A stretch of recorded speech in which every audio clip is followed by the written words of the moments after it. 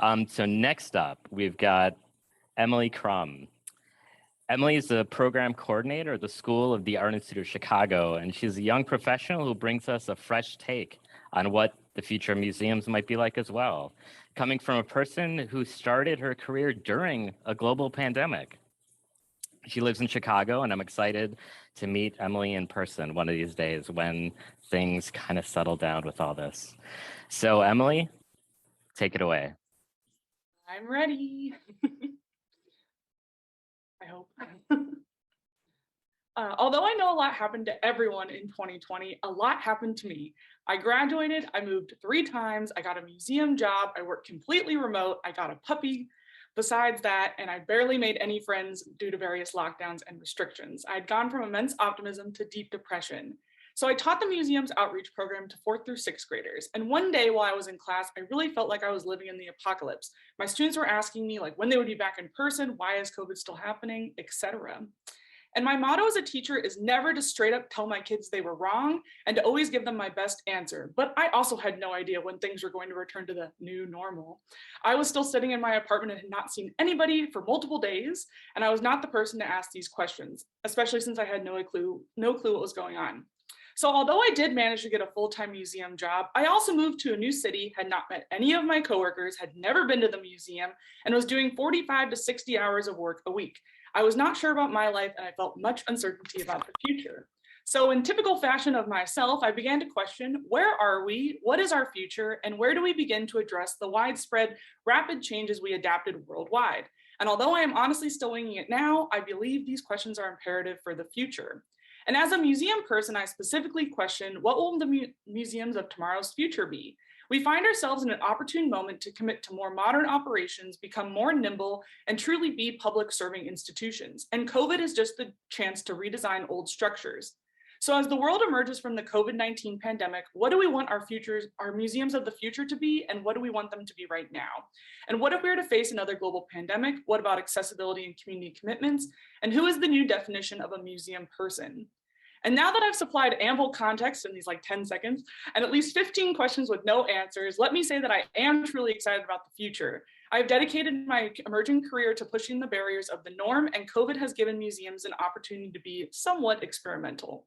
So my 3 points are: virtual programs expanded museums' audiences. Do you just forget them?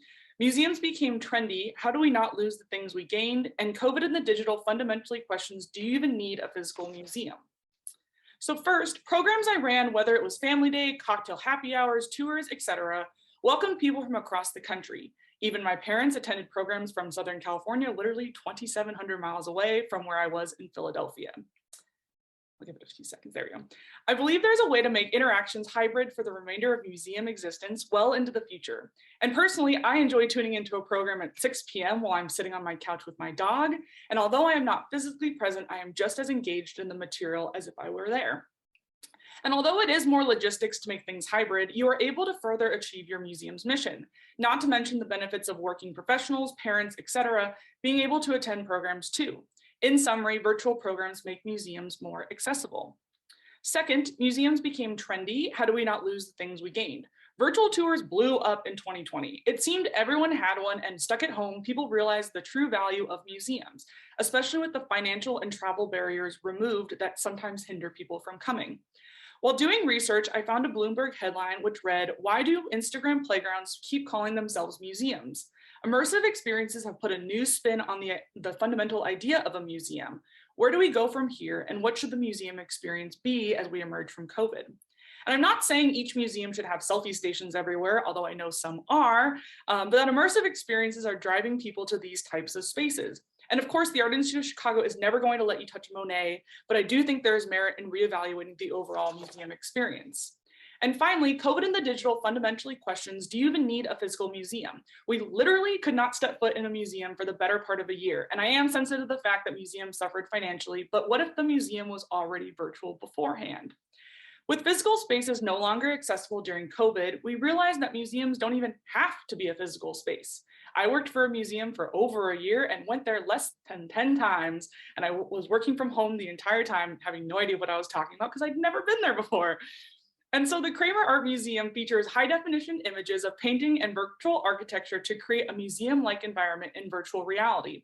And this example truly makes it possible for the public, whoever they are, to experience masterworks in a museum setting.